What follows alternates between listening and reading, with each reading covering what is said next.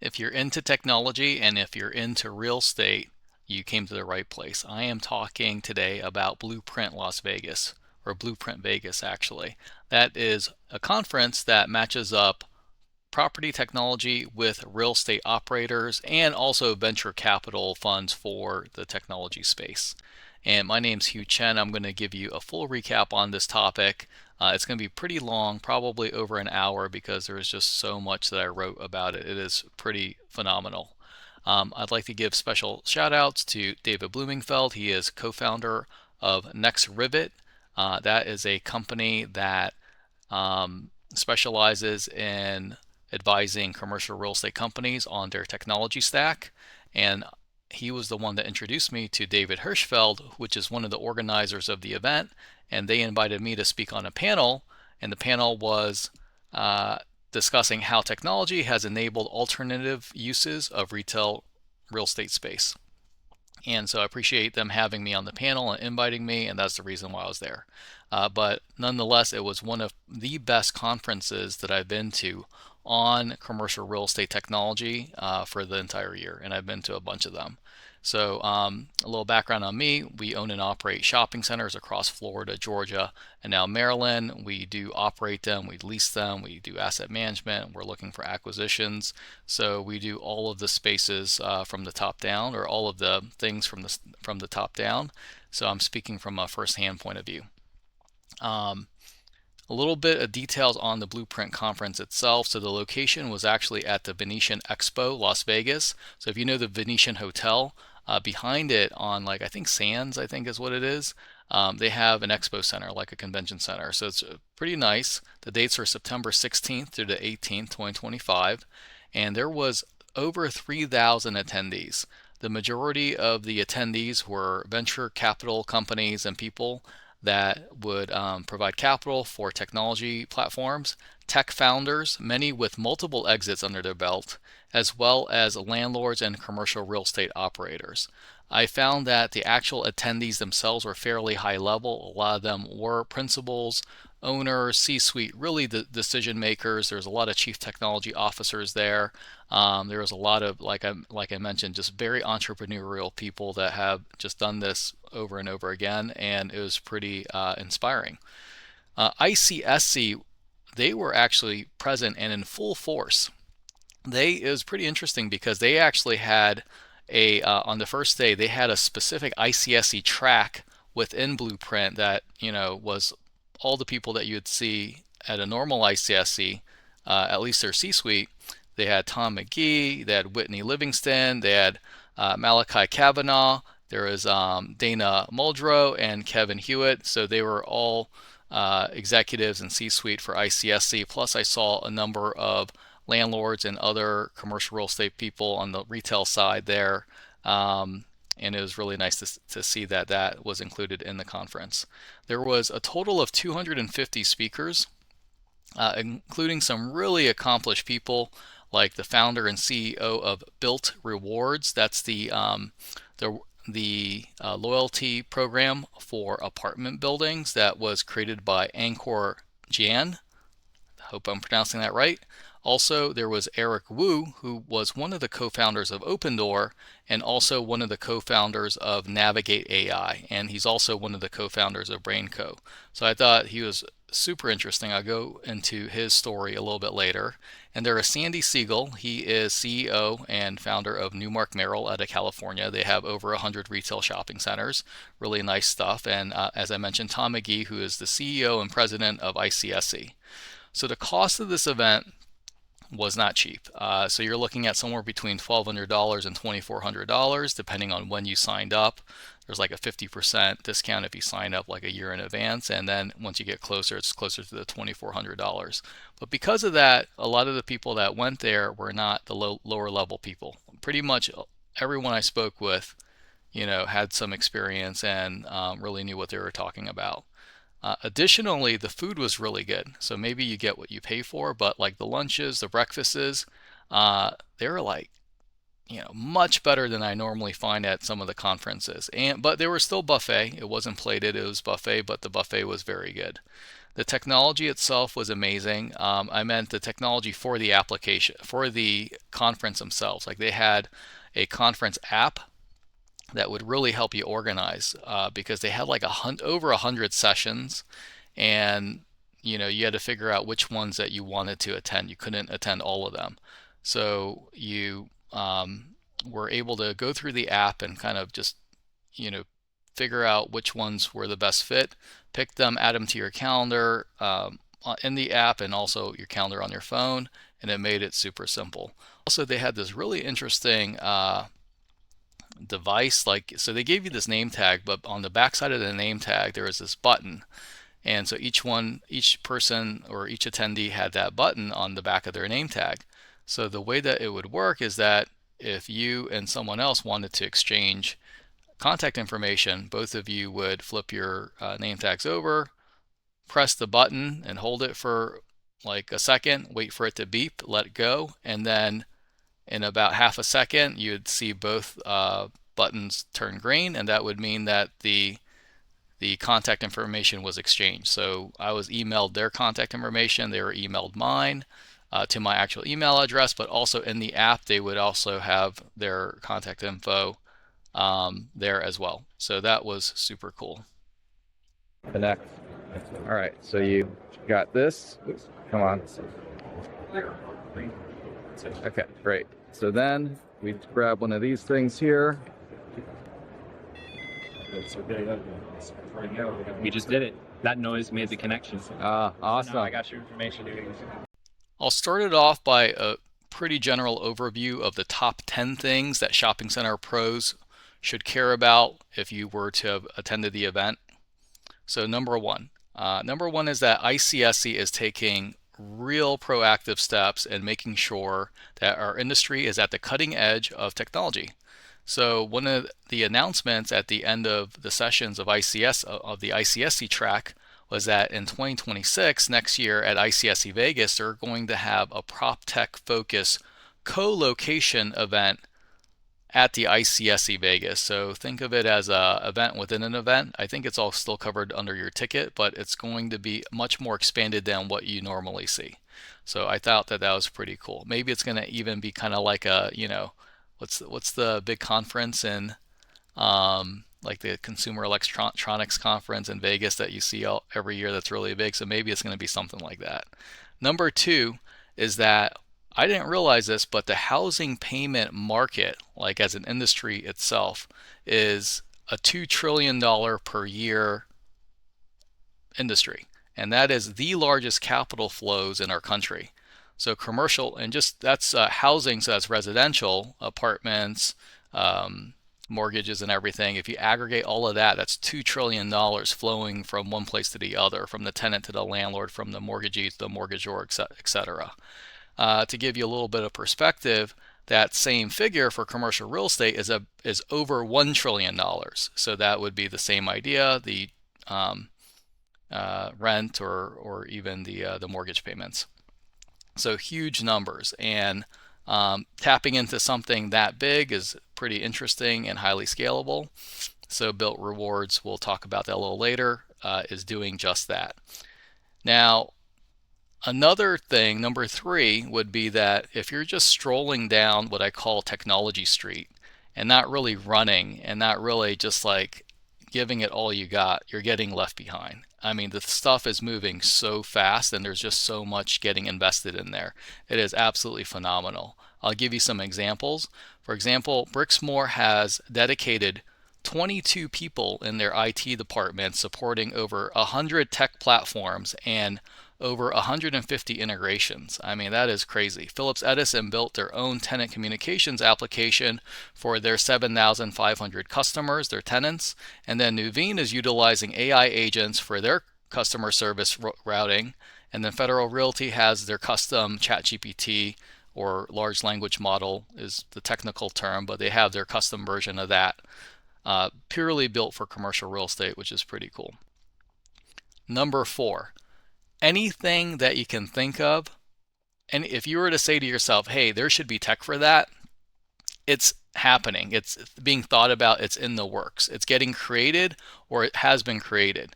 So legacy companies are building out their offerings, like the MRIs, the Yardies of the world. They're building out their offerings, and even Placer AI, which I think is relatively new, but now is even maybe considered legacy nowadays. And then tech companies from other industries, think, maybe hospitality, or I don't know, medical or something like that. They are, if they have a platform that really works for what they do, they're finding ways to do applications for commercial real estate and growing their companies horizontally, meaning across different industries, and getting into commercial real estate that way. So that's kind of interesting as well. And we're doing the same thing the other way. Like a great example would be Placer AI. Placer AI actually started off servicing casinos, and then they grew horizontally to commercial real estate, and then grew horizontally some more, and they're servicing the civic sector, which is municipalities and cities, and that's their fastest growing vertical, which is pretty interesting. All right, and before I get off number 4, these commercial real estate startup companies are searching for funding, and they're growing as well. So you got legacy, you got other industries, and then you still got the startups, and they're looking for the funding to build out those systems. Number 5. So while the majority of tech initiatives are focused on apartment buildings or residential, at least 30% of what I saw would be useful for commercial real estate or was dedicated to commercial real estate, like focused on commercial real estate. Number 6 is that data is the most important commodity out there today. I think everyone knows that. If you look at the top valuable companies on the stock exchange, they're all essentially data companies, between Oracle and Tesla. And look, Tesla I know is a car company, but really it's a data company because it's got 17 cameras recording at all times, and there's millions of those on the road. So think Meta, Apple, they're all data companies essentially. So that is Google. That is the most important thing out there. And your internal data will be the most important thing for your business. So you really have to start thinking about collecting it. Not start thinking about it, just you have to start collecting it. And then there's going to be an initiative to figure out how to standardize the data so that it can work harmoniously across multiple platforms. This is still an ongoing challenge, so I'll talk about some of the challenges in a few minutes. But one of the ongoing challenges is that there's just not enough standardization. So there's all these platforms, and it's like sometimes they don't talk to each other, or sometimes you can get them to talk to each other, but it takes a lot of time and money to get them to do that. There needs to be some standardization to really get things rolling. Number 7 is that costs are in flux, meaning that the cost to build software is going down with the advent of software building AI. So there's AI platforms that are specifically geared to make building software just much faster and much cheaper. And that being said, though, what's interesting is the statistic is 95% of all AI companies aren't going to make it, and 95% of all AI rollouts just don't, they kind of flop. So many have the pricing model, many technology companies have the pricing model of like a per tenant or a per square foot pricing model. Like, hey, I'm going to charge you, $100 a tenant a month, or $2 per square foot for your portfolio. And they're doing this because maybe their investors, maybe they're VC backed, are wanting them to show profitability as fast as possible. But I can tell you that I heard it maybe 5 or 6 times from institutional landlords, from VC companies. I heard it many, many times, not from Saglos, even though Saglos I feel the same way, is that they're getting pricing fatigue from these subscription models that are per tenant per square foot. So what they're suggesting is, hey, instead of doing it that way, why don't you have like a lower monthly amount, but maybe get a percentage of the success rate, or the percentage of the savings or success, or something like that. So I thought that was pretty interesting, and then I'll go into more detail on that later on in the video. Number 8, so AI copilots are real.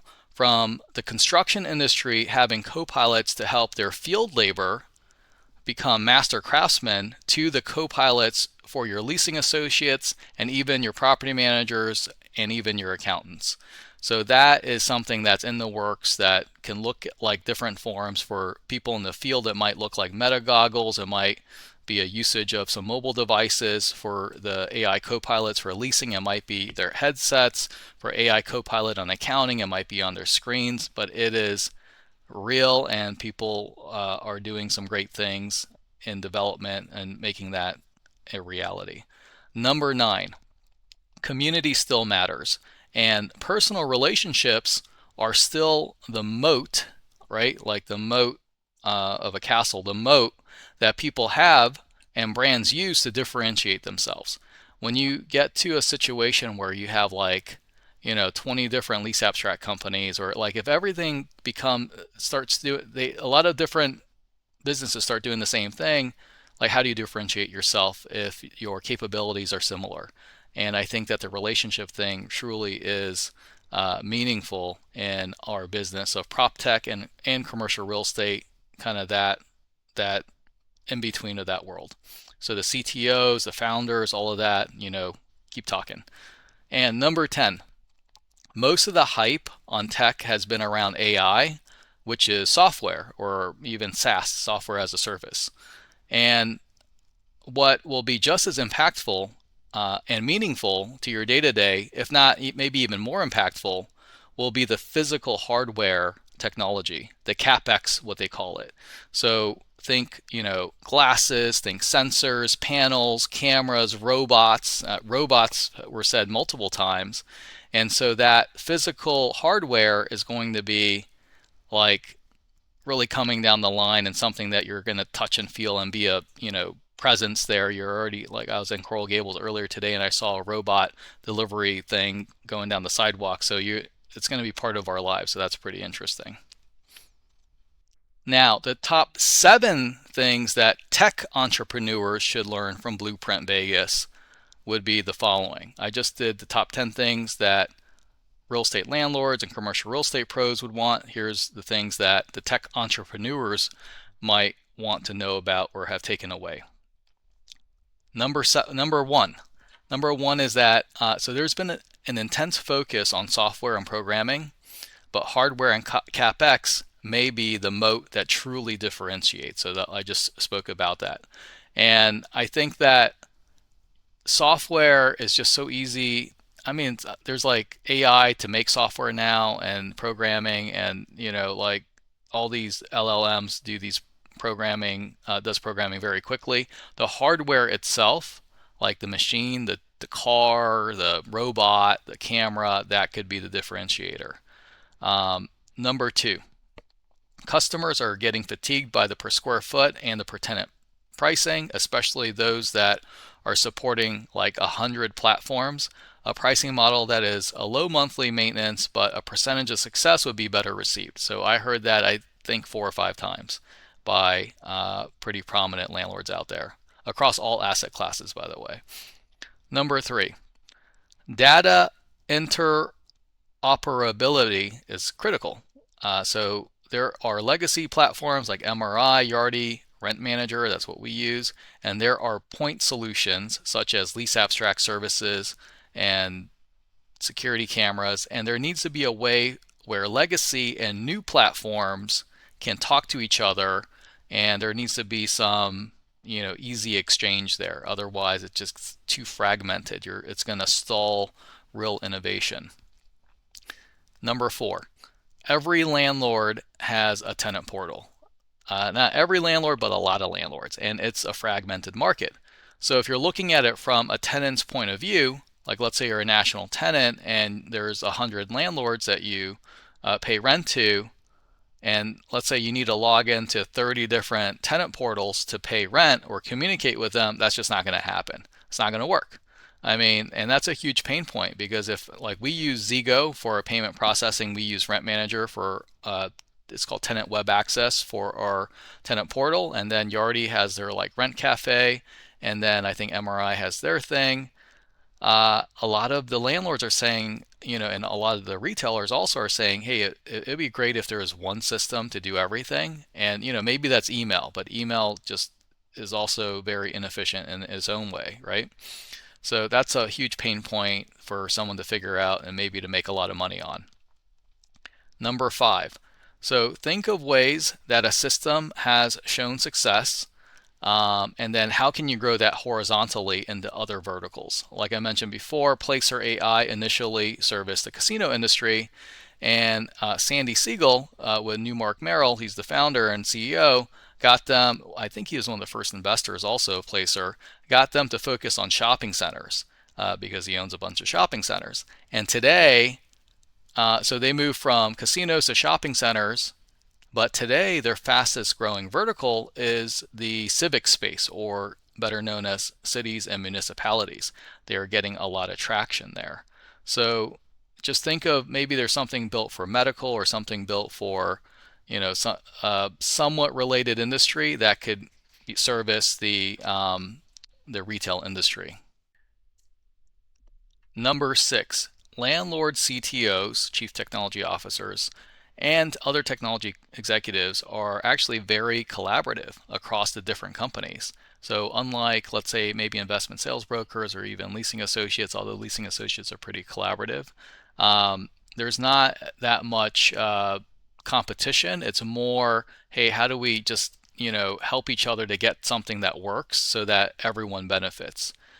So that is something that I heard a few times, and take advantage of that. So you can get together the CTOs of some of the biggest companies out there and look, if something works, that's awesome. And further on, it rolls into my next point, which is number 7, is that if you partner with VCs, and that's venture capital companies that care more about paper growth than, let's say, creating a product that truly solves a pain point, it's usually not a fun climb. But if you partner with the end users, i.e., some of those landlords like I was mentioning, that also invest in technology. So I think like Blackstone, Nuveen, Related Group, all of those have done that.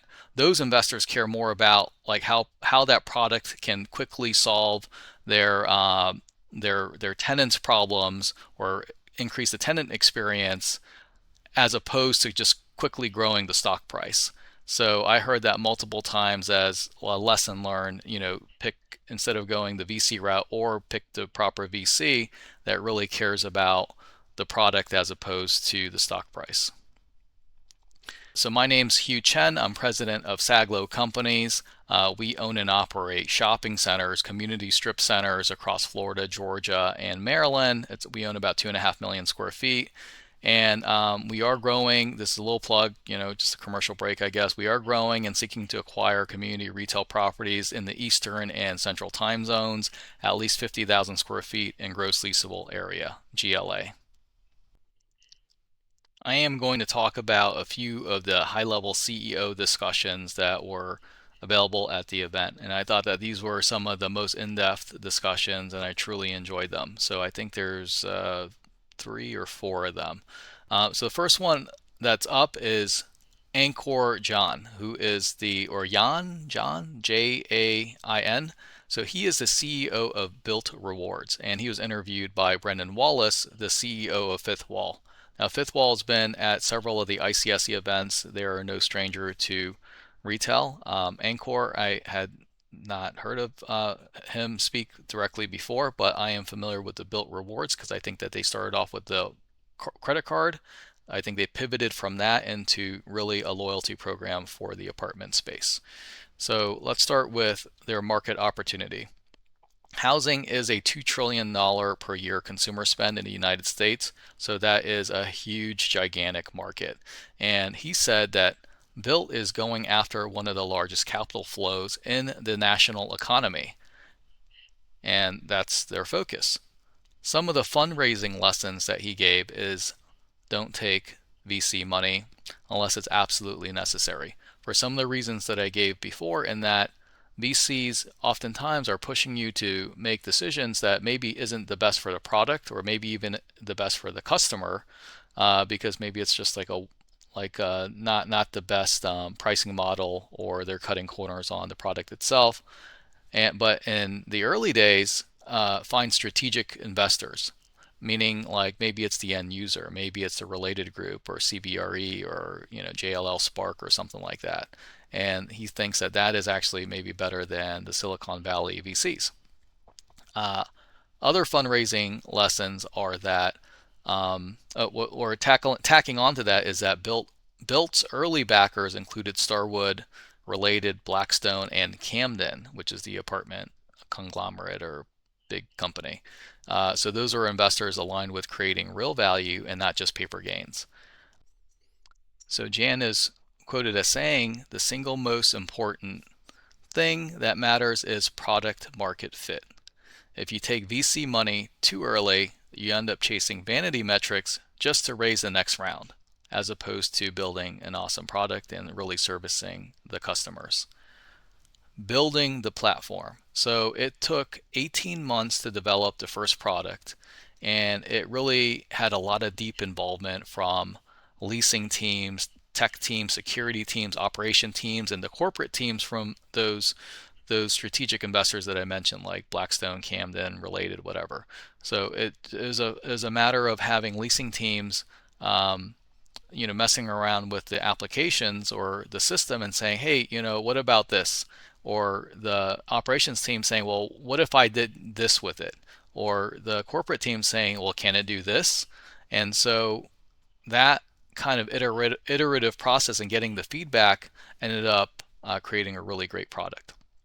The goal for them is to connect apartment buildings with the neighborhood businesses so that the community life extends beyond the four walls. So if you think about it, like if you are in a city, and a lot of these apartments that they're working with are in the city, you're in your apartment, you're in your building, but you got like coffee shops, restaurants, you got parks, you got fitness centers, you have all these services, and maybe even like I don't know, transportation services and stuff like that.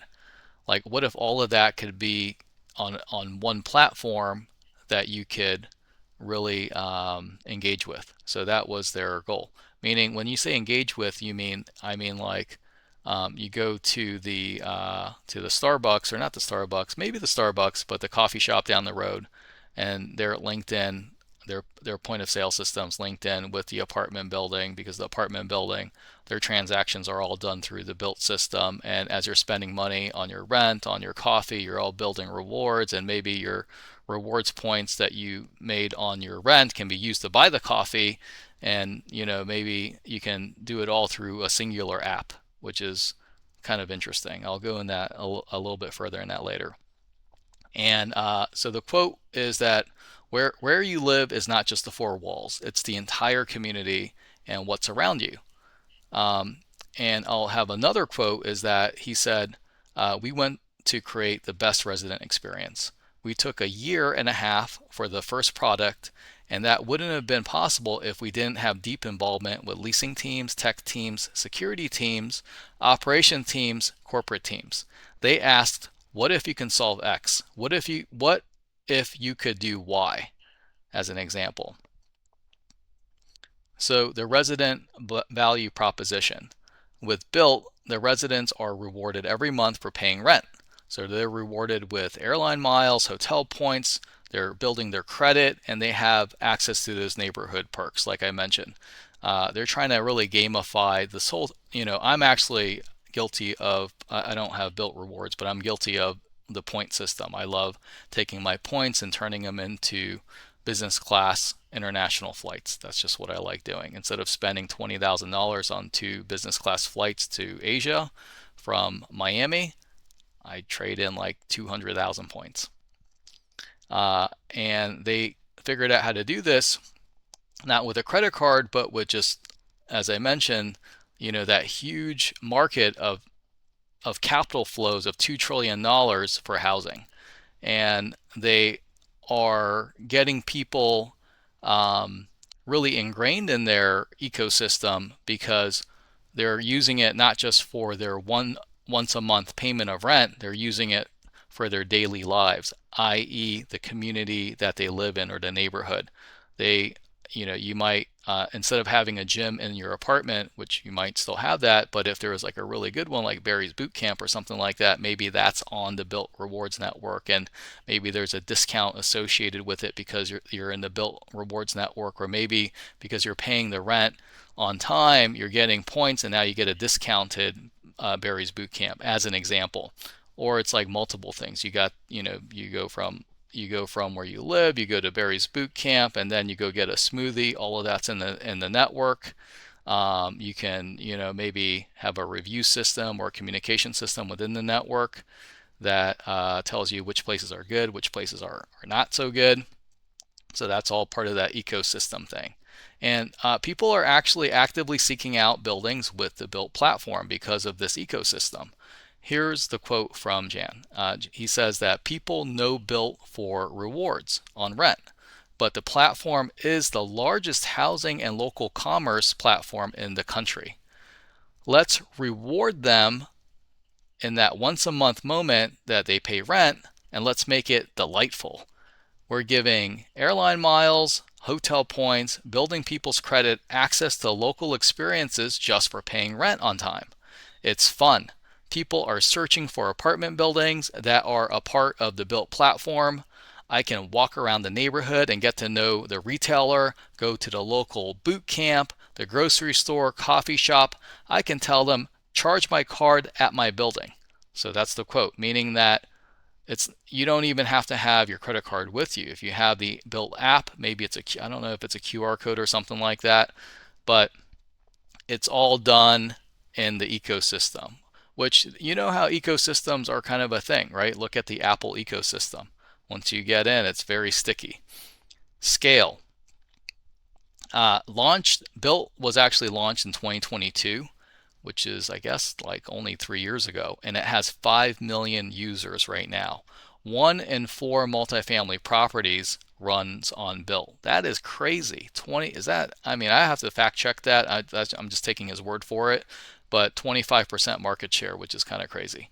By 2026, which is next year, today is October 1st, 2025, Jan projects 1 in 7 U.S. mortgages will be fully run on end-to-end through Bilt. So he plans on really attacking that mortgage market. And recently, the company was valued at $11 billion. And this guy's pretty young. Like, I mean, here's, I'll have a picture of him on this video, but this guy can't be more than, I don't know, 35 or something like that, or he looks very young. So I thought that was pretty cool. The ecosystem. So full leasing plus loyalty platform. Payments can be taken through ACH, debit, cash, credit. I don't know if they take like Venmo, Zelle, Cash App. I don't know. I think it's like universal, like, give us the money in any way you can. We're agnostic on that, and we're going to help, build that loyalty, and then help also lease the apartment buildings that are part of their system. They have over 40,000 local and national merchants integrated to connect with the residents. And examples are charge your coffee to your building, open your app to unlock perks, or earn benefits at local fitness studios. So those are examples. And here's the quote. Here's one quote. It starts to feel like a resort with a connected ecosystem. Restaurants, car service, gym, etc. And you can provide incentives to use all of it. And so I guess the apartments themselves maybe have a lever to figure out like how much or what's the system to give it. But if you think about going to, like, when you're on vacation and you go to a really nice resort and it's got car service and it's got dry cleaning and it's got the gym and like multiple restaurants and a smoothie bar.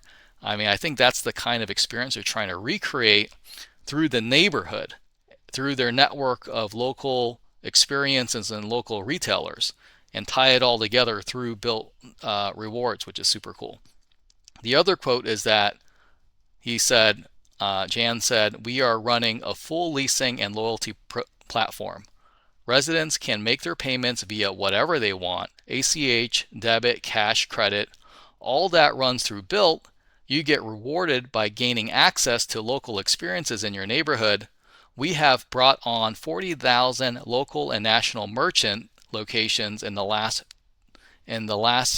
2 years that run their loyal locations in the last 2 years. 2 years? I don't know. I wrote this wrong. That run their loyalty program and connect with the residents in the neighborhood. Cultural impact. So the goal is to knit together the apartment buildings with the various small businesses within walking distance so that the community created within the building spills out into the neighborhood. So I think that's super cool. I have never really thought about that before, but it makes so much sense, especially I'm a retail guy, and we always say retail follows the rooftops because that's what we are. We've kind of transitioned from your soft goods retail to more services, experiences, fitness, medical, all of that stuff. So that's tenant mix is kind of what we have today. And his quote is that, or actually, this is my quote. So my thought was that people are constantly trying to find their tribe, right? I think that in today's society, especially like post-COVID, and it's kind of weird. You got like pre-COVID, post-COVID. Post-COVID, you did the isolation thing. It wasn't fun, and people are now trying to find their tribe. And this is a way to do that. Like your tribe could be within your apartment. Like you can think Friends or Melrose Place or something like that. I know I just threw it back to the 1990s, but I mean, you know, it's probably healthier to do it that way and in person and in the physical environment to kind of find your Reddit tribe or your, I don't know, your Twitter tribe or something like that. I don't know, that's just my opinion. So that is the Bilt rewards session. We got Eric Wu, who is co-founder of Opendoor, Navigate AI, and BrainCo, and he's interviewed by Brendan Wallace, who is CEO of Fifth Wall. And Brendan is very familiar with ICSC and the shopping center industry. He does a lot of venture capital for Proptech. Some of the big takeaways are, if you look at the 5 factors, so this is Eric Wu. And Eric Wu's like, when he talks, how do I describe him? He's almost like when you, it's like that TV show Silicon Valley from HBO. He's like super smart, and when he's talking, it's hard to keep up. So he just says stuff, and I'm just taking notes as fast as possible. But the stuff that he says is pretty interesting. So he says that 5 factors for any business that he evaluates, he does it on 5 fundamentals. And this is like, I guess, if he's deciding whether or not to grow the company or maybe even start a company. So number 1 is, what's the strength of the product, the market fit. Number 2 is the distribution mechanisms. Number 3 is business model fit. Number 4 is durability of the business/product. And number 5 is team fit. I personally don't even know what that means. He said it. I think it sounds pretty wise. So take it for, if you know what he's talking about, just comment below because I'm a little bit confused. He talks about AI's importance, artificial intelligence. And here's a quote. And I actually thought this was pretty cool. AI, quote, AI is more important than the internet. Imagine you can buy a unit of intelligence. That's what AI enables you to do. If that unit gets smarter over time, you can still buy it, and that's unbelievable. What was your intuition? So, unpack that more. What was it that kind of led you to believe this is the platform shift? Well, I think about it as, imagine you can buy a unit of intelligence. Right. And that's what AI enables you to do. And you can give that to someone else. And that's unbelievable. And if that unit of intelligence is smarter and smarter over time, you can still buy that same unit of intelligence. And so that's an incredible concept. So that's the quote. He describes 2 rails of AI development. When he says 2 rails, I think he's describing like how sophisticated the AI can be. The first rail is like a high school student. It's low cost, it works 24/7, and there's like limited context, but also requires a lot of monitoring. The second rail is the PhD student. It's deep reasoning, it's full context, and it just like performs. The quote related to that he says, Wu's quote is that today we have high school students, but frontier labs are creating the PhD students. Companies need to use today's AI while building rails towards the PhD version. So again, that's like he's talking like a whole different language almost, but I thought that was pretty cool. I think I get what he's saying. Talent and macro focus. So Wu co-founded BrainCo to connect industry companies with AI talent.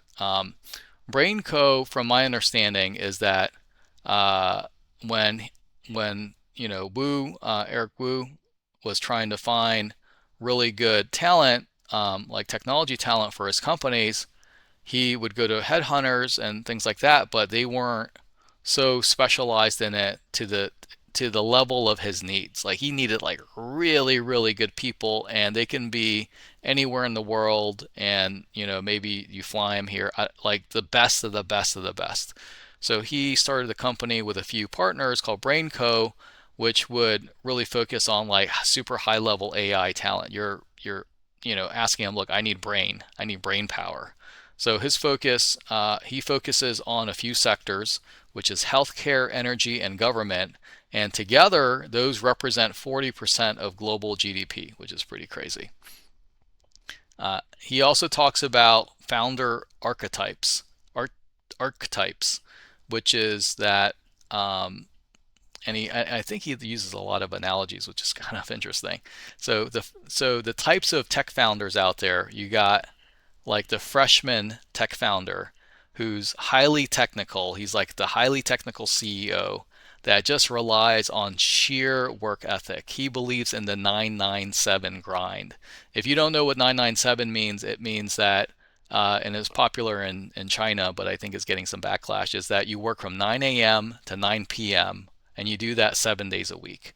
Now, you just outwork the competition is the freshman version of the founder archetype.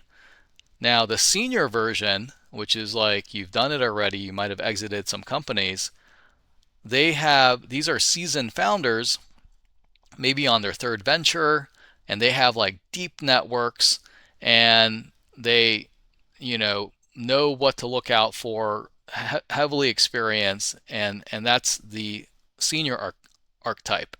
And the question that Eric tries to answer is always, what's your right to win? Why do you have a right to win? Win the competition of business, win against your opponent, win against the competition, right? What's your right to do that? Everyone wants to win, but what gives you the right? So that's the way that he looks at it. I think he's a pretty competitive guy. And one of the things that he talks about is navigate AI. And let me discuss the vision of navigate AI. What he's thinking about it is that he thinks every job family will have an AI co-pilot in the future. When I say a job family, that would mean, like, for example, if you I think he talks a lot about construction. So maybe if you're doing painting, it's like the family of painting might be the skim person, the popcorn guy, the paint guy, and maybe, I don't know, some other finishing guy or something like the waterproofing guy, maybe. And so that job family is going to have a co-pilot. Starting with field construction labor, and the reason why he does that is because he feels like that's where the most inefficiencies are, since they are kind of the most disconnected from technology. You got field labor, there's not that much technology there. And his quote is that there's this massive labor pool that's offline. And with Opendoor, we had 10,000 subcontractors on the platform and experience operational complexities day to day. There wasn't good solutions for that. I believe that every job family, every employee in the world will have an AI co-pilot within 5 years. And that co-pilot makes the jobs more efficient and productive. We want to build the AI co-pilot for the physical world. So we're aiming to build for field labor. we're starting with construction, so the form factor in the medium term will be a wearable device that has an AI copilot that can be spoken to, and you observe what they're or they observe what you're doing. It helps with quality control, defect detection, compliance, upskilling, and management. This happens in real time in the cloud. It's going to change how people work. The project manager has a copilot, the GC has a copilot. So I know what you're thinking. It's like maybe it's Big Brother, and maybe it is to a certain extent.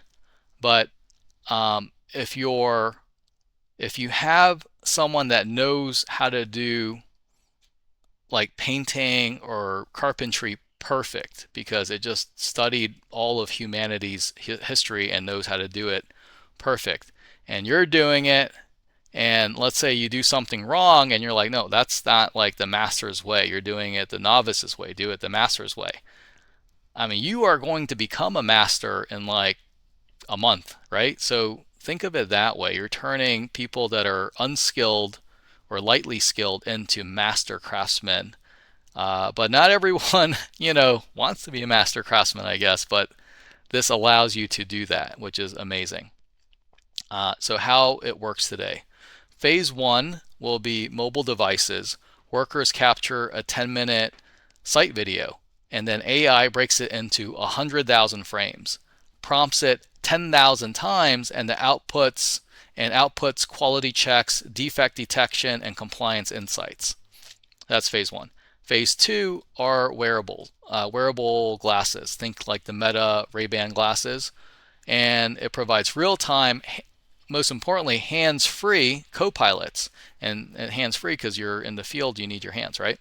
Long-term, this data set, so think like, it's recording 100,000 frames in 10 minutes, and you got maybe hundreds of thousands of people using it, and hundreds of thousands of hours, if not millions of hours of data. So what is that? That's like trillions of frames. So long term, this data set, the trillions of frames, becomes a rail, and he likes to use the word rail a lot. I think that's a tech thing. It becomes a rail for robotics. So think about that. So programming the future machines based on the human workflow. So it saw the mistakes, it saw the results of how to do it right, it saw what was the outcome of applying the SOPs. I mean, that just kind of blew my mind. I mean, that is a crap load of data, so it's pretty interesting. And the quote is that today we're making, today the quote, Eric Wu's quote is, today we're starting with a mobile device. Everyone has one. You take a video of a project, AI will give you all of the features, the quality scores, the quantitative and qualitative detection. It will tell you whether things match or don't match. You can take a 10-minute video of a site, we'll bring that into 100,000 frames, we'll prompt it 10,000 times, and it will iterate from that will iterate from mobile devices to glasses. If you're building the physical world, you need your hands. So that's why the glasses. In the long term, we think that this is the rail for robotics. Basically, we're able to observe labor in the field, how they build things, what mistakes people make. That's a tremendous data asset for robotics. End quote. The impact. It's estimated that there's going to be a 25% immediate savings from reduced inefficiencies in the labor management. That is from their studies and analysis, that right off the bat, 25% savings. Co-pilots can upskill juniors into seniors, ensure compliance and safety, provide project managers and GCs with real-time oversight, turn people into craftsmen in record time. So he ended with a few leadership principles, which I thought was interesting. Again, this is stuff I don't know if I get what he's saying, but some of it makes sense. And so leadership principles, and this is the quote from Eric Wu on leadership principles. Don't get bound up by what doesn't matter. The hard part is figuring out what matters. So Wu uses 3 vectors to figure out what matters. Number one, am I headed in the right direction? Number two, do I have the right team at the right stage? Number three, are we on the right side of history? And timing is critical. And there's another quote. What's counterintuitive is that the two other vectors, meaning are we headed in the right direction and do we have the right team, are super high latency. If you need to level up your team in 2 years, you have to do it now. If you meet the CFO or CEO that you want in 2 years, hire them today. That's what he said. Because a lot of times if you, I guess, need to, the latency is that once you hire the people, it takes them like a year or two to really get their, to make an impression. So that's Eric Wu. What is the best piece of advice you would give Proptech entrepreneurs from all of your experience that you've learned that has really helped you? And what's that insight that you would leave entrepreneurs with? Is I've learned the hard way that only a few things matter, maybe per quarter, maybe per year. And so, don't get bound up on the things that don't matter. Now, the hard part is figuring out what matters and what doesn't. But I have a very simple view of this, which is I try to think about these three vectors every day, which is, am I heading in the right direction? Do I have the right team at the right stage? And are we executing well? And I think that there's always other things that happen around those vectors. But if you're heading in the right direction, if you're on the right side of history, if you're driving product market fit continuously, that's half the equation. And then the other 45% of the equation is actually you have to do with your team. I think founders and operators spend a lot of time on these operating mechanisms. How do we do OKRs properly, and how do we do performance reviews and coaching and this and that. I just think that if you have the right direction with a phenomenal team or the best we could possibly hire, the third part solves itself. And so what's counterintuitive is that these other two vectors are super high latency. They don't feel good to work on. Like, I have to up level my team in 2 years. You got to put time in now. Because I mean, the CFOs and the COOs and the head of AIs that you want to hire in 2 years now. And so it's just like not, it's counterintuitive. It takes so long to make a difference. So that's kind of hiring from. And then again, I think half the battle is just being on the right side of history, making sure you're working on the right thing at the right time. And when you have product market fit and macro tailwinds, you can feel that pull. Well, at the ICSC track, you have something called the CEO's Perspective, Technology and Retail Real Estate with Tom McGee and Sandy Sigal. So Tom McGee is CEO of ICSC, Sandy Sigal is CEO of NewMark Merrill, which is a landlord in California. A little bit of story on Sandy. He was the subject, or he was getting interviewed by Tom, is that in his early days, he had, I guess, tech roots pretty early. He was programming at age 12, and he's not, like at age 12, he said, just to date himself, that was before IBM's personal computer and before the floppy disk. So must have been a while ago. He said that his first projects included accounting departments for real estate companies using VisiCalc, which again, I've never heard of VisiCalc, but he said, look, VisiCalc was like before Lotus 123, it was before, I don't know, it's certainly before Excel. It was the first spreadsheet, VisiCalc. So that was his first project in real estate, helping those accounting departments. And by age 15, he was already making a lot of money in tech. So this guy was kind of like a prodigy. And he got his first big break from a gentleman named Bob Miller, who ran an Los Angeles-based home builder. And the question was, why retail? His quote was that every day when you go to a shopping center, you see how the customer and community interacts with the real estate. You don't see that with apartments or industrial. Those were my places, the places that my friends went to. When I look back at my life, those were the places I remembered. And that's why he likes retail and why it's made such an impression. He has a portfolio of over 100 shopping centers.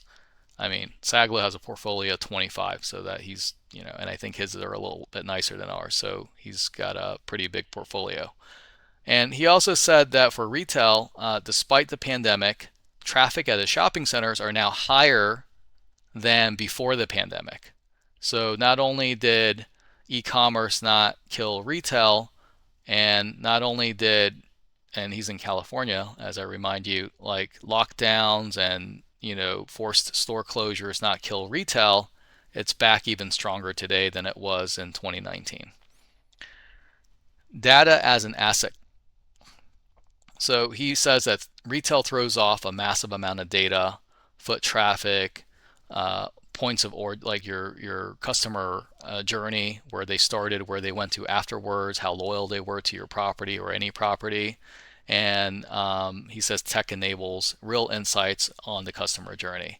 Sigal was one of Placer AI's first customers, or I think the first customer, and he mentioned that they originally focused on casinos, and he brought them into the commercial real estate side, the shopping center side. He invested in that company. He shared that. I think it's pretty public, and he invested it all the way up. So Placer AI, if you don't know what they do, there's another video on my channel that talks about them and explains what they do, but they are a unicorn of a technology firm. So look up one of my other videos and give me another view, because my channel needs the help. I appreciate it. And what's interesting is that he invested in the company, and our commercial real estate industry is kind of like a dinosaur when it comes to technology, and we don't embrace new stuff. We're kind of not embracing change. And he actually shared his booth with Placer AI at the ICSC Vegas. And if you don't know what ICSC Vegas is, I do have another video on that on my channel. And it's crazy because he did that for 2 years, and like they didn't get much traction, even though it's an amazing product. And but eventually they got, once people really figured out how to use it, it got a lot of traction. So adoption was slow at first, and like very few signups the first 2 years. We're talking about technology in action. So he talked about smart cameras for both security and mobility analytics. So he would validate the Placer data with actual visual data from the cameras. So I think he's invested in like 50 different technology platforms he mentioned, and they all kind of work together at some point. And the customer sentiment analysis. So that's another technology in action, and he's invested in something called merchant centric, and that's AI that scrapes online reviews and just gives you a really good sense of what's your customer sentiment for the area, for your shopping center, etc. Then he talks about visualization apps to preview how renovations will look. So I think that's maybe, like a simple version of it is you upload your picture of a shopping center in ChatGPT or Gemini, and you give it some pretty good prompting to make changes to it visually using AI. And that's much faster and much cheaper than sending it out to an architect.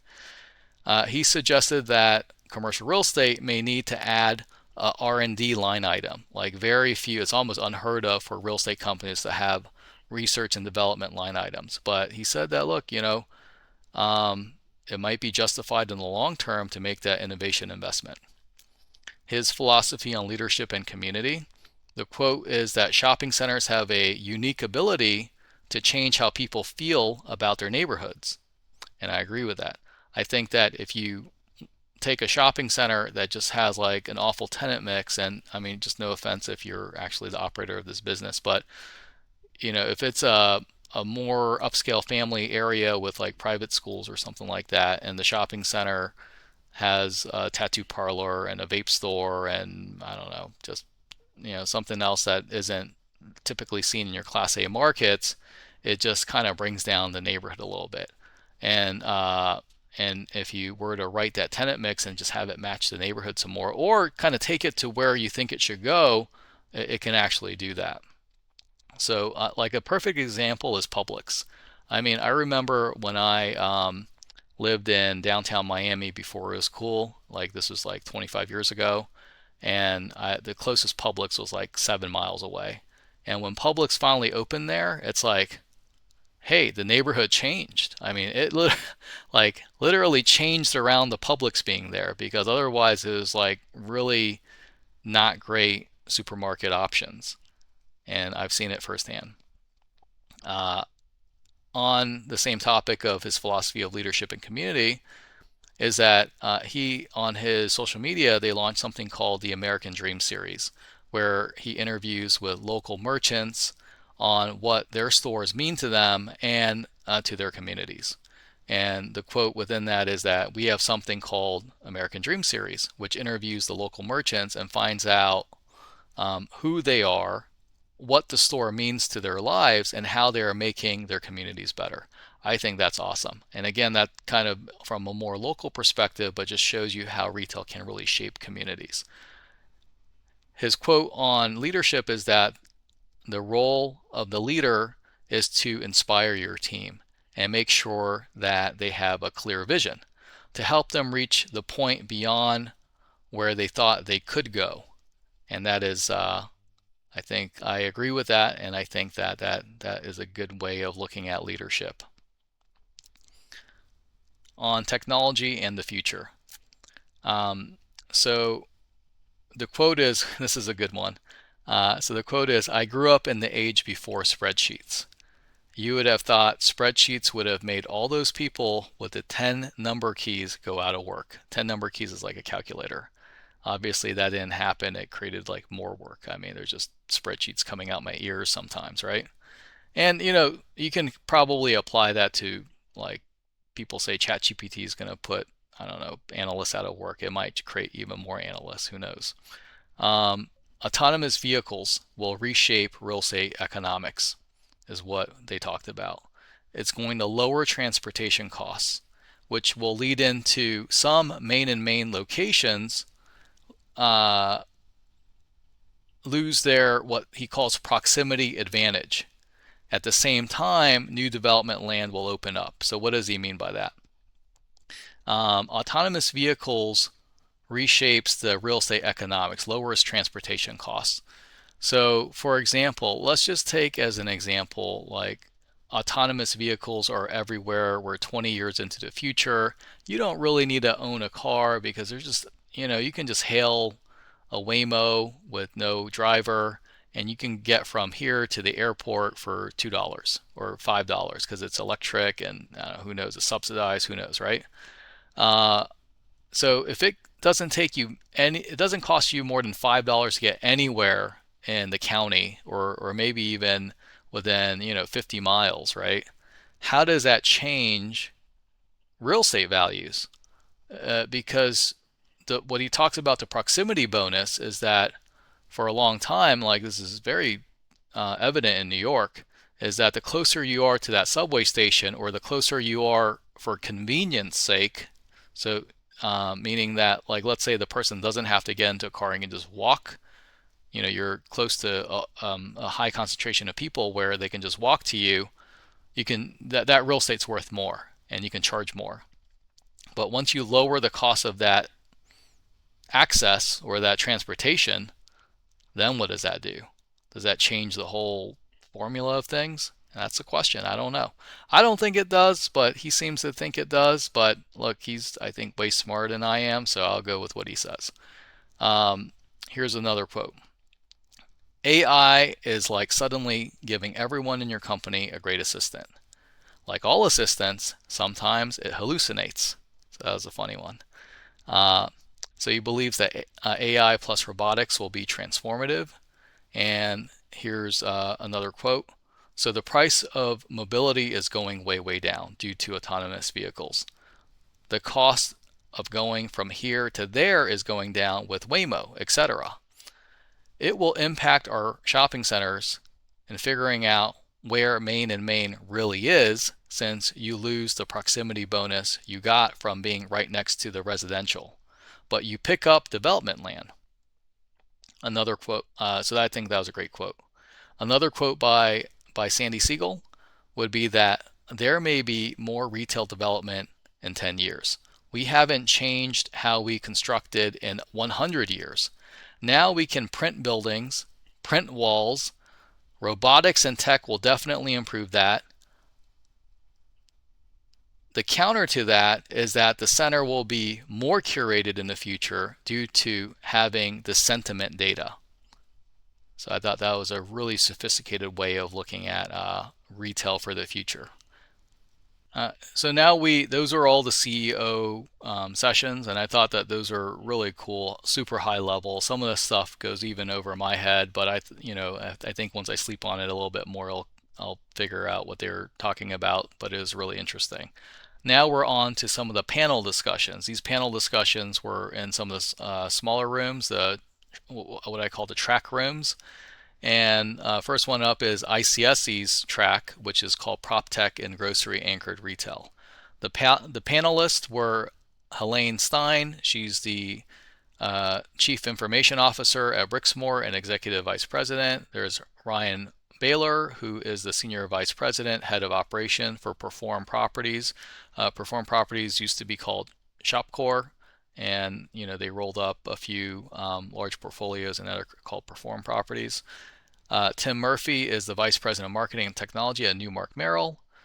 Kate Wolzik is the Vice President of Property Management and Customer Experience at Phillips Edison Company, or I call him Pico. Jesse Michael is the Managing Partner at Bridgeline. So they talked about technology footprint. So Brixmor supports 100 technologies, over 100 technologies, with 150 integrations, and that's managed by a 22-person team. So that's pretty wild. I can only imagine what it costs to have 100 subscriptions and 150 integrations.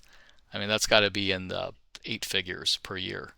Definitely my budget is much smaller than that. So Pico built its own tenant communications portal called Dashcom 7 years ago to serve its 7,500 tenants, and it routinely it routes inquiries correctly. So the tenant's running their business.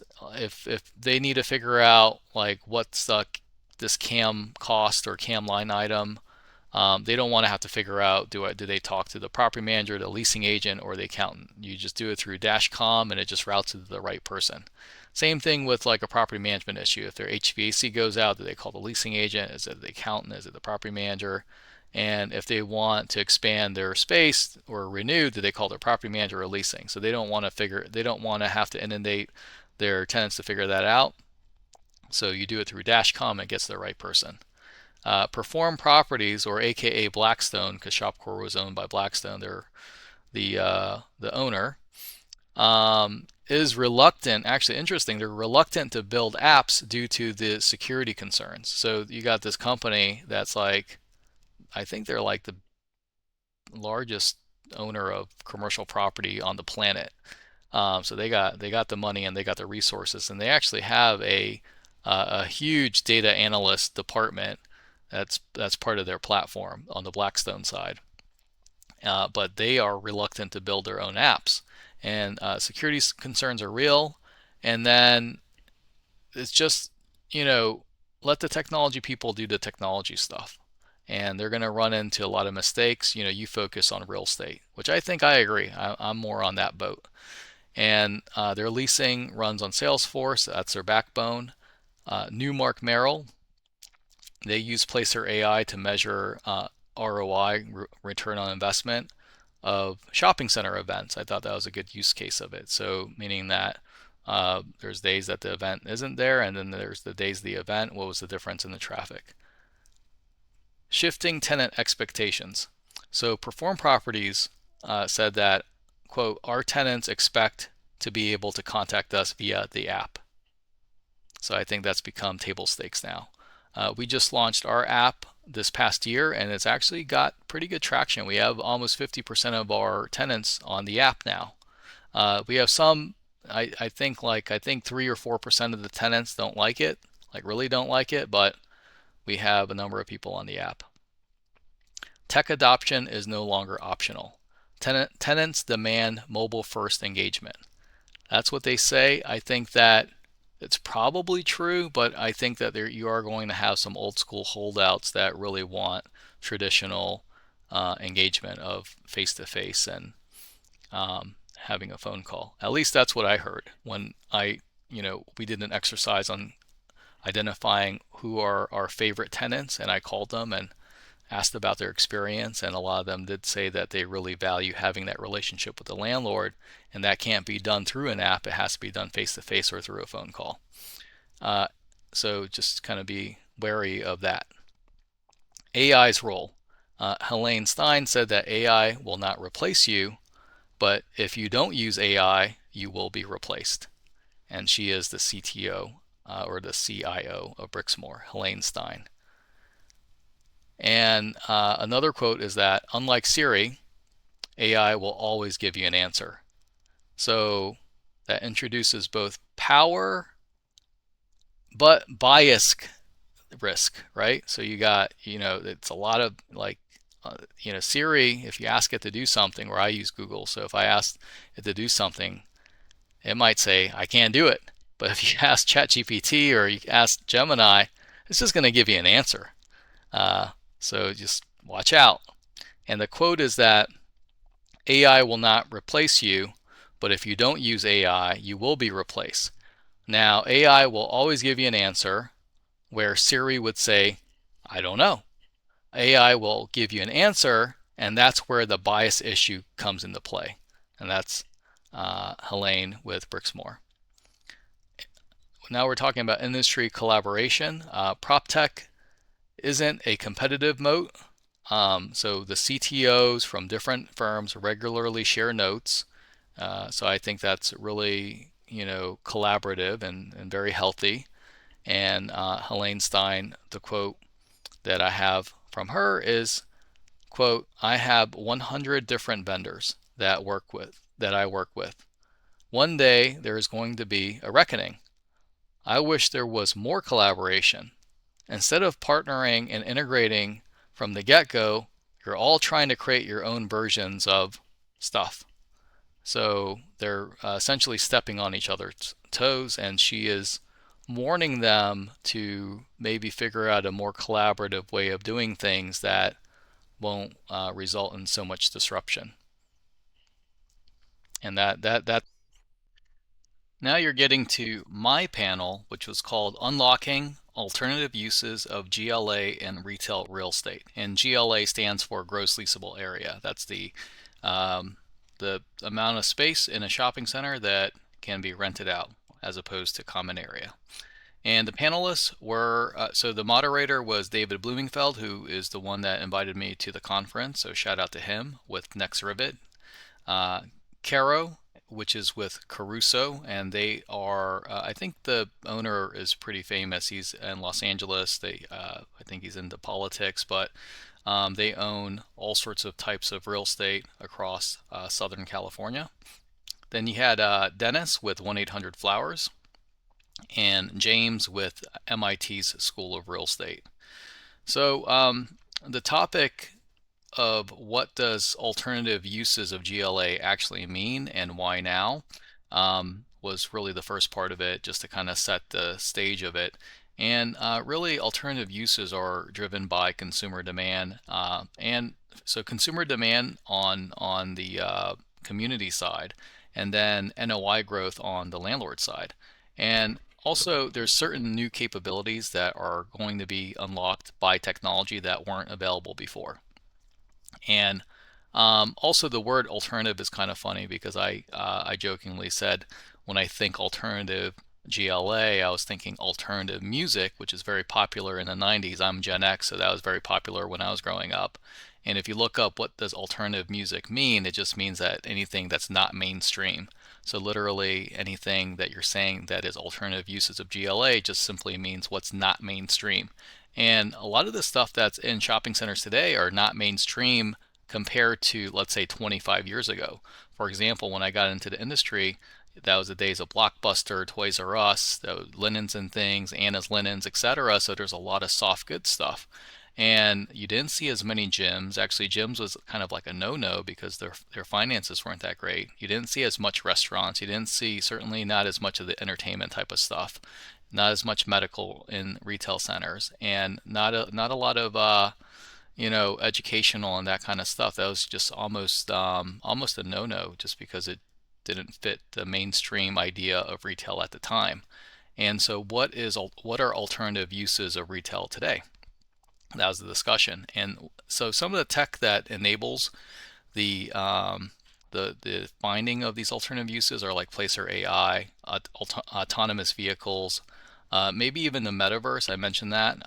The idea of micro influencers, that's actually kind of created or really propelled some brands. Social proof commerce, so that would be yeah, I mean that's similar to micro influencers, I guess, but it's, your circle of friends or your connections. Where are they going? And if they really like it and post about it, maybe you go as well.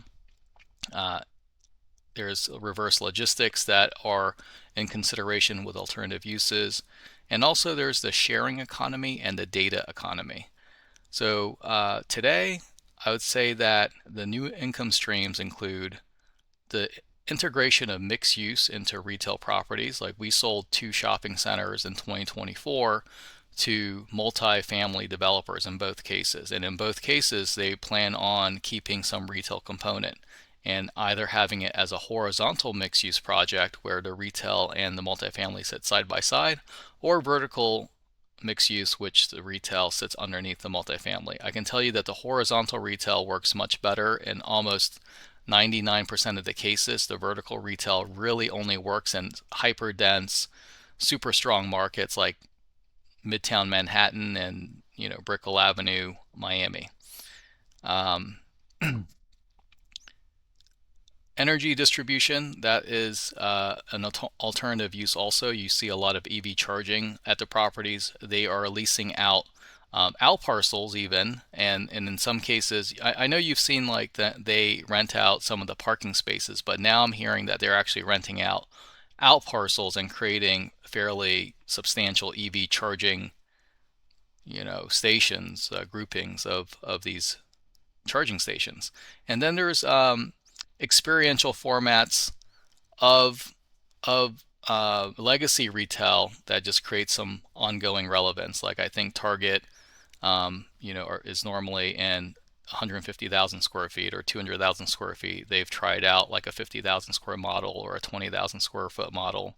I've seen uh, other stores like I think Starbucks is normally in 2,000 square feet. I've seen them as small as 500 square feet. I think in Shanghai they have like a 20,000 square foot store. So that's kind of interesting use or alternative use of retail because they're kind of making a statement with that different size or trying things out.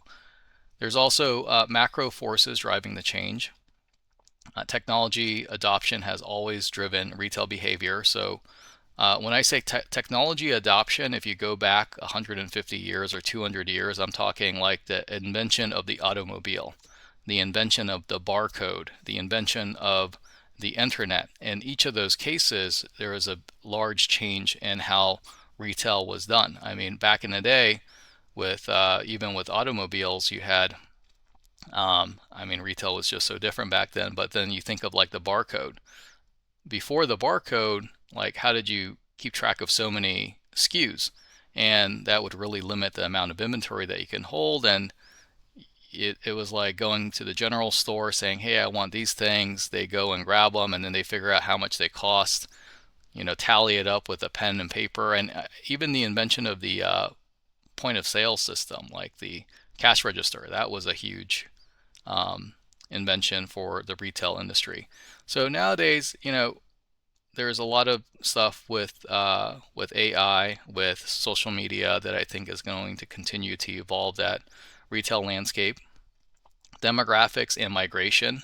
So the movement from the suburbs to the urban core and then to the next growth markets, that's all going to change the way that we use retail, and some of it will be alternative uses. And when I talk about that, I mean that, for example, a lot of the malls that you would call like B or C malls, they were once great malls. And what just happened is that they were built like 50 years ago, and populations sometimes shift over the course of 5 decades or 4 decades. And so maybe the growth area or the nicer home, or actually when the mall was built, maybe that's where the nice homes were. They were brand new back then. But today, those brand new homes are actually 50-year-old homes, and the brand new homes that are being built today are somewhere else. So sometimes there's just a shift in, in the center of energy for these communities, and where main and main is just shifts around sometimes. So that's all part of it.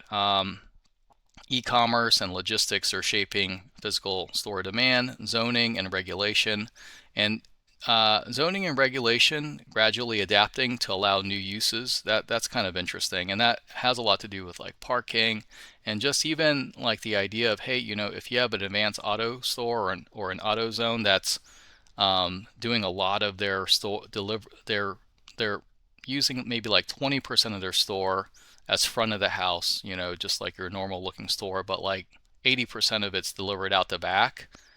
What's that zoning? I don't know. Like, so you have to think of it that way. Or maybe even like there's ghost kitchens and things like that, where sometimes you don't want to have a lot of restaurants because there's parking issues, but then if you have a ghost kitchen, what's that, right?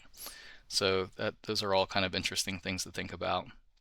So one of the questions were, what are some of the constraints and opportunities for our like Saglo's value add or value oriented portfolio? And I said that some of the interesting things that you want to think about when you're deciding, or in our portfolio when it comes to alternative uses, is that regarding anchor restrictions. So in the retail shopping center space, there's something called anchors, which is the biggest store of the property. And the idea of that is that draws more people to your center, and the adjacent stores benefit from that. Comes power, I guess. With power comes leverage, and so a lot of these anchor stores have something called use restrictions in them because they want the tenant mix to look a certain way, and they don't want certain types of uses that they deem isn't healthy for their isn't healthy to have located next to them at the property. And a lot of those prohibited uses end up being alternative uses, actually. So like I mentioned, like healthcare, entertainment, fitness, restaurants, and that kind of stuff. So especially if you look at a lot of the really old Winn-Dixie leases, their use restrictions actually say no health related businesses, no entertainment businesses. You can't have more than 2 restaurants or 1 restaurant, and no medical. And so I'm like, wow, that's that pretty much puts the kibosh on all the most actively expanding uses or the use categories today. So that's something to think about when you have a Class A property, because like especially if you have a Publix or a Whole Foods or something like that, they're going to really like tighten up the types of uses that you can even go after, and some of those might be alternative uses that you are prohibited from talking to.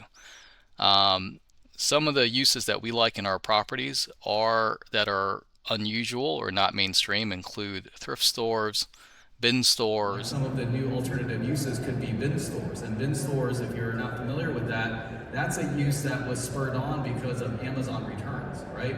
Amazon gets like tons of returns, and they're like, what do I do with all these returns? It's the reverse logistics. And they package all those up and put them in these huge pallets. And then they do these auctions, and these bin store operators figured it out, bought these, massive amounts of pallets, and started like throwing all the stuff in bins, and people go crazy over that because it's affordable, number one, but it's also the treasure hunt. It's not a commodity. Like every time they go there, it's something new. It could be earpods, it could be candles, it could be whatever, right? So we do like medical, we like educational, entertainment, fitness, and restaurants.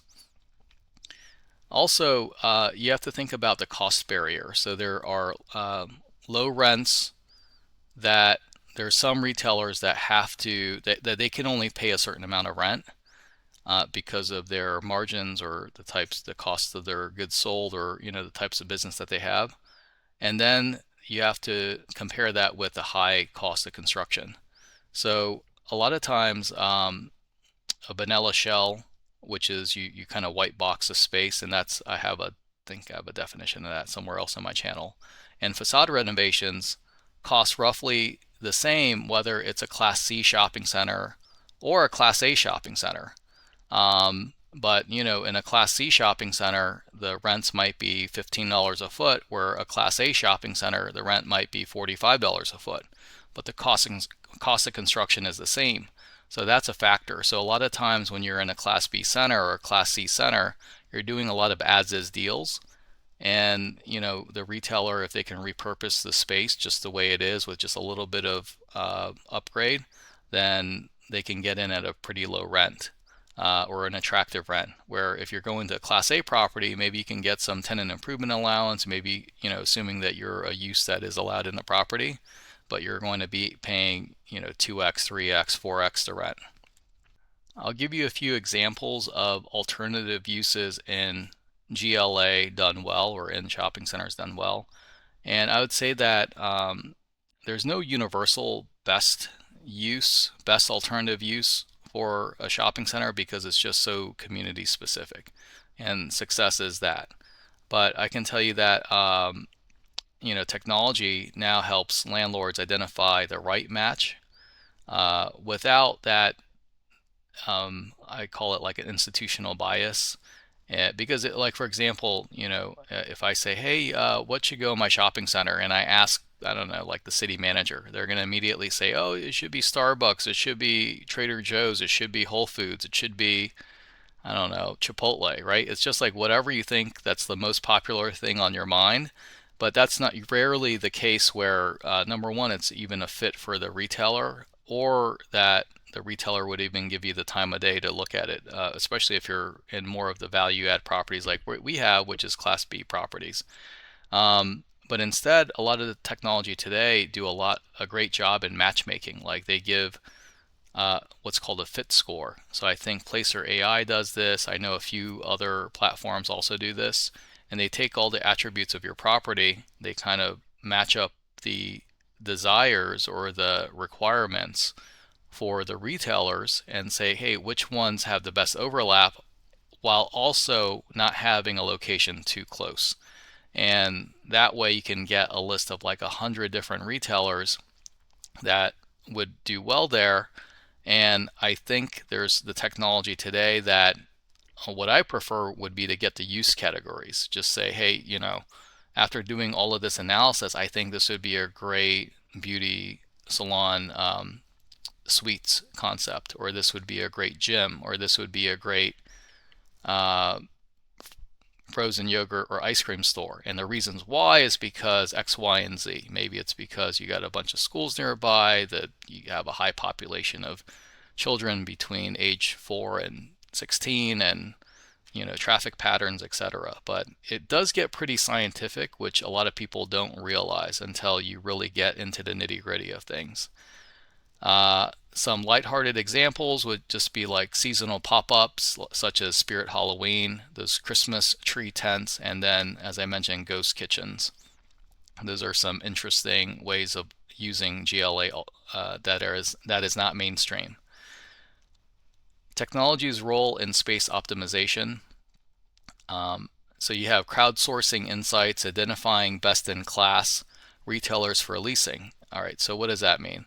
That means that with technology today, you could, with social media, with sentiment analysis, you could poll all of the people in the community through one of the platforms and figure out, or even through Google search. I think that the data is out there that you can find out in this zip code or in this neighborhood, what are the types of services or businesses or uses that people are searching for the most often, that maybe we have the least of, that they're traveling out of the area to go to, right? Maybe it's pediatrics, maybe it's podiatry, something like that.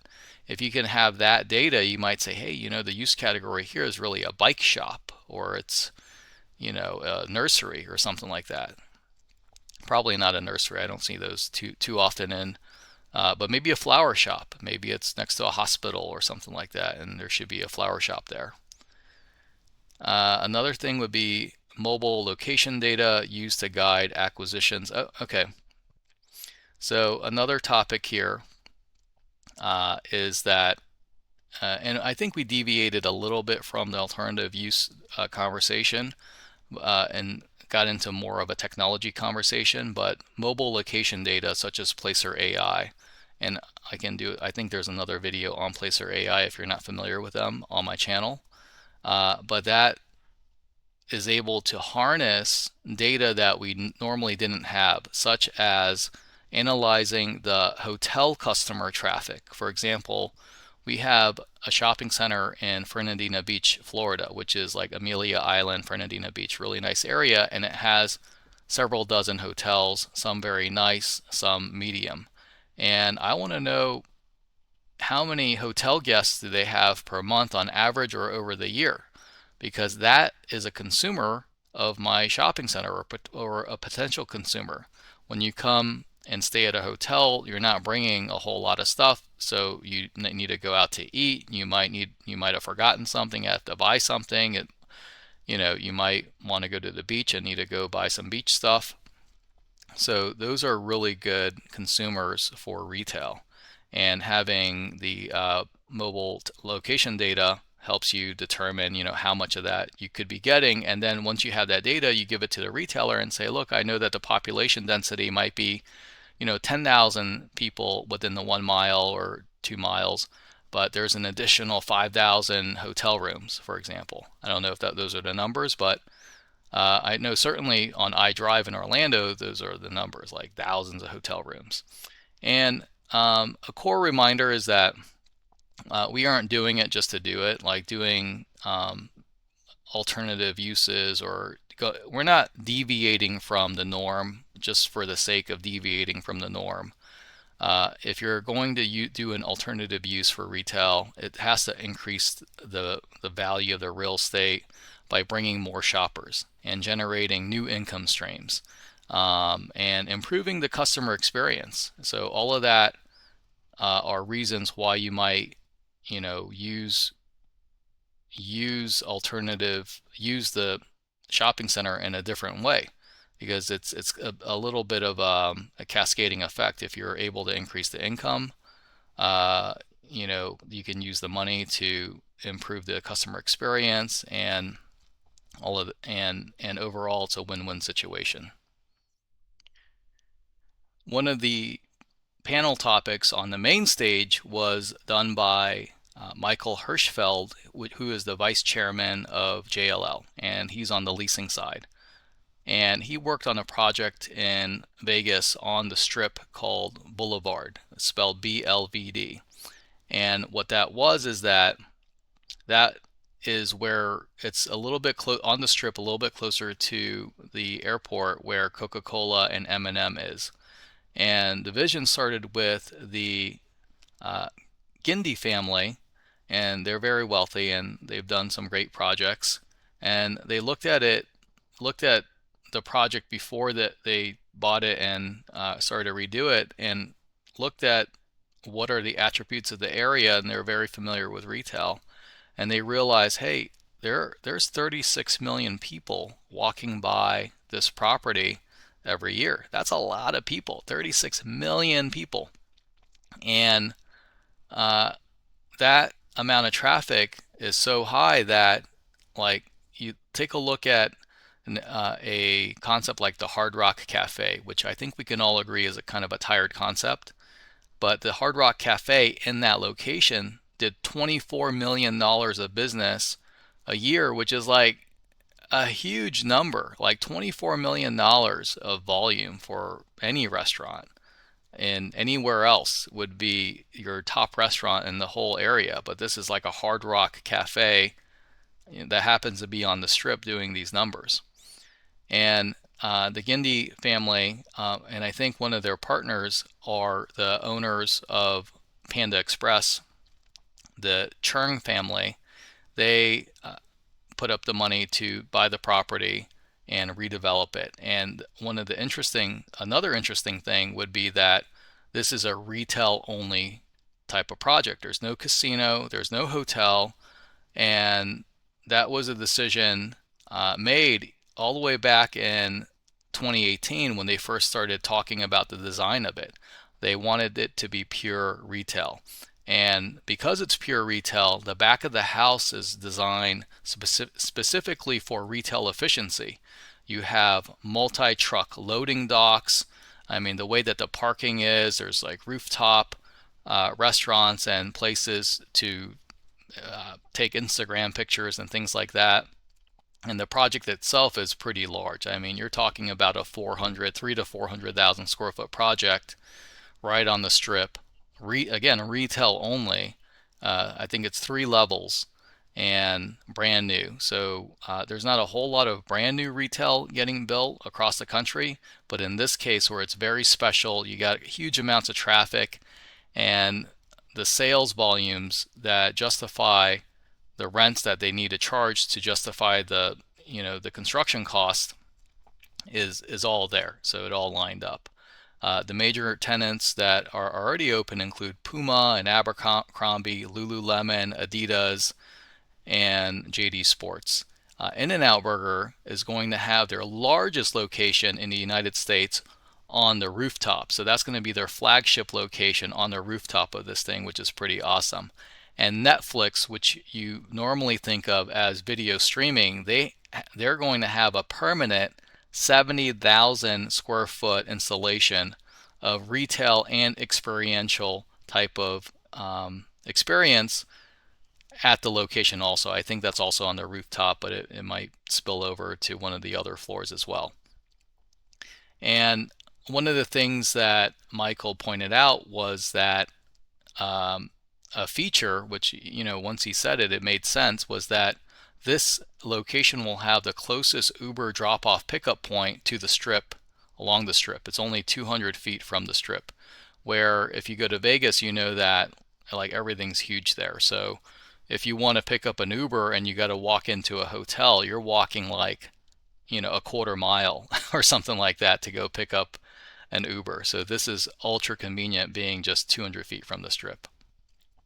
There's a lot of placemaking features here, kind of like the Times Square red stairs. They're doing this overlook on the roof so that, again, you're going to have like great views and great places to take pictures and just great places to congregate and spend your time and your money there. That's what it's all for, right?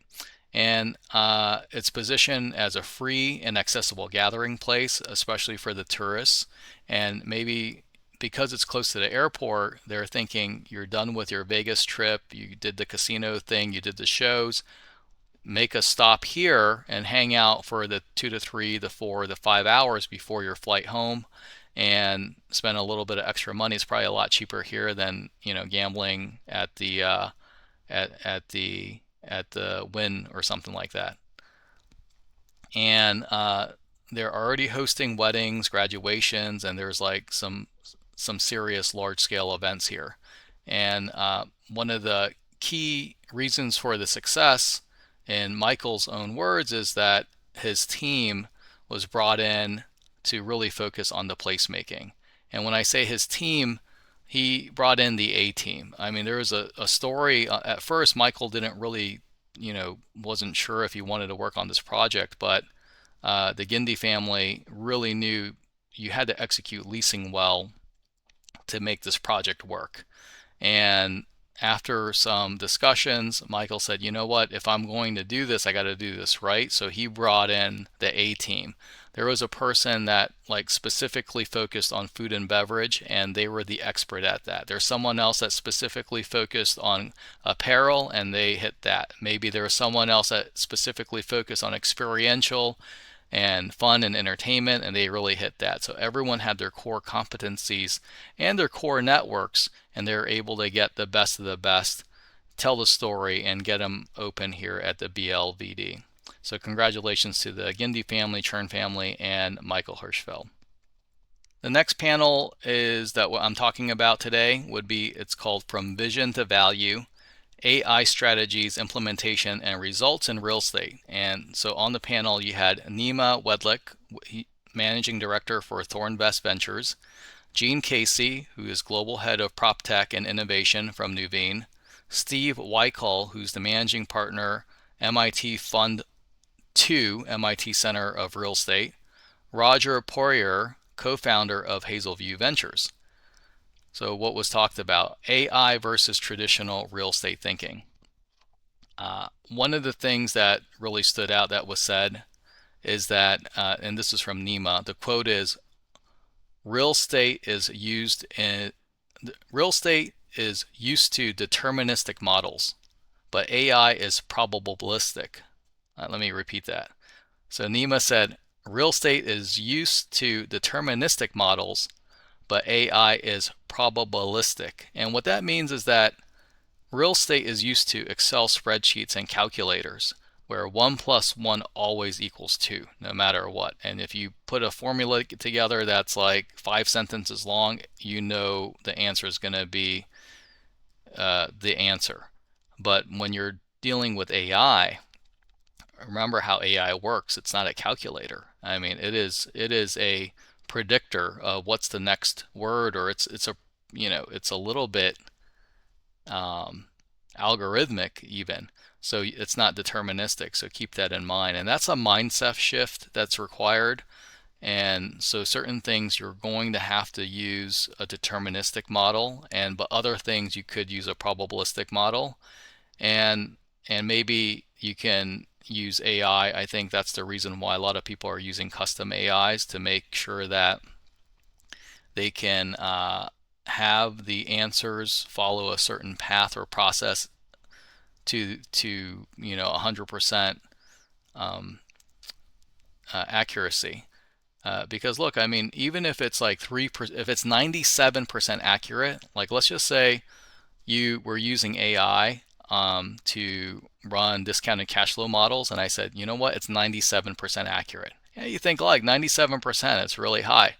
Well, look, I mean, if you're investing $100 million and I told you there's a 3% chance that the model that you use to make a bid and buy this property is wrong, like I think those 3% starts to feel like a lot, like a lot bigger number than just 3 out of 100. I mean, because you're putting real dollars behind it. So at some point we have to figure out what AI, and I use the AI word AI lightly, because I do know, like, you have large language models, generative AI, and then you have machine learning. What I'm talking about is generative AI, because generative AI is use word vectors, and it's predictive, and it's transformer technology. So that gets a little techy, but that's the reason. So there's a mindset shift that's required. Real world applications. Nuveen has been using an application called Elise AI for years, and that handles their leasing inquiries and tenant communications 24/7. The founder of Elise actually was on the stage at one of the other sessions, and she talked about how now that they've gotten their AI agents, or their chat, like customer service agents, voice agents down, and their text message agents and their chatbot agents down, for apartments, you can grow horizontally. Maybe that works for medical, maybe that works for hospitality, etc. So those are kind of going back to some of my top 7 takeaways for technology founders. That's a way to grow, is horizontally. So Wedlake, here's a quote from him, which is, there needs to be some standardization of data so that legacy platforms and startups can work well together. And that sentiment kind of rang over and over again throughout the sessions, and that's why I said that was one of the top takeaways. Business models and pricing again. So one of the things that was said here, a few of the things, was that the current per square foot and the per tenant billing models are creating a bit of a customer fatigue, and that was said by countless people. I know the technology companies need to make money. There's a lot of cost in hiring engineers and things like that, but just letting you know from the customer's perspective, maybe think of different ways for pricing models. Like a new model could be, someone suggested, no upfront costs, and vendors are paid from shared savings. And the quote is, put your money where your claims are. I know it's like if you're a tech company, you're in business to make a profit also. Build versus buy. So from MIT's perspective, building software is becoming cheaper and faster. So tools like Cursor, so Cursor is a tool, I think, owned by MIT's technology fund, allows rapid custom development of applications and software. So I don't think it writes the code, but it kind of gives you the structure. It just makes it a lot faster and a lot cheaper to do. And so they're saying, hey, you know, the cost to create this stuff is getting so cheap that maybe it just makes sense for you to build it. But then Blackstone's CTO says that even, you know, with the resources of Blackstone, relying on vendors is usually just more effective than building internally. And Blackstone's got like crazy money. Market evolution. So the quote is, I'm not sure who said it, but the quote is that the era of point solutions is over. And what is a point solution? A point solution is a technology that solves only one problem. Like, let's just say your technology only does property inspections, or your technology only does utility sub-meter billings. That point solution is over because if you're a company like mine and I gotta subscribe to the utility billing service, I gotta subscribe to the property inspection service, I gotta subscribe to the security camera service, I gotta subscribe to like 100 different things. It's just not feasible. And so those point solutions, I think they're seeing that they're going to get rolled up either into bigger platforms, or the platforms themselves are just going to offer those same functions, and the point solutions might get pushed out. Another market evolution is that, again, with horizontal growth, I think I said it a couple times, with Placer AI branching into the civic and government space, like not just shopping centers, but now they're doing a lot with the municipalities. Moats and competition advantage. Relationships remain the strongest moat, and this is Jean Casey, I remember her saying this. She said that the relationships remain the strongest moat, though not fully defensible, or not fully defensible long term. So I don't know what could like overpower relationships by sheer technology, but it's not defensible, is what the claim is. But it's a pretty good moat. With AI, data lakes are less necessary. Intelligence can be drawn directly from raw or federated sources. And so I think what, this kind of reminds me of another panel I was on at IMN in New York, where Lev Capital, the founder, said, hey, before generative AI and large language models came out, he spent, I don't know, like hundreds, like maybe millions of dollars organizing data, labeling data, like parsing data out, and created a pretty good system, Lev Capital, that is essentially like a lending tree for commercial real estate. But then when generative AI came out, he realized, hey, these data, like when you say data lakes, it's just like a way to organize the data. He's like, I didn't need any of that. The large language models and the generative AI, I can just dump a bunch of data in there, give it some prompts, and it'll figure it out. And so that's kind of what that's pointing to. And so what took him like 2 years and $1 million, he was able to replicate in like 2 weeks and $20,000. So that's the scale difference of that. And the future moat, where most of the people spoke about, is tied more to the physical assets, the sensors and the capex investments, and think of like cameras and robots and things like that, a little bit more than just the software alone. And looking ahead, everyone is really focused on the robotics, and that was a common theme across a lot of the panels. So it was a pretty good session. I made a little bit of an error. I didn't realize that Canva had a 2-hour limit to downloads for their videos, and this video ended up being 2.5 hours, which is kind of crazy. But I went through the whole thing just now, and really there's not a whole lot to cut out. It's all really interesting stuff. So we're going to split this up into a part 1 and a part 2. So the part 1 is going to end up being like an hour 40 minutes, and the part 2 is going to be about 40 minutes. And so I appreciate you checking out this video. Do stay tuned for the part 2 because that's coming out very shortly. And then let me know what you think. Please drop a comment below, and the reshares really help. I am trying to build my fledgling YouTube channel that talks about commercial real estate, technology, and the shopping center industry. I appreciate it. Have a good one.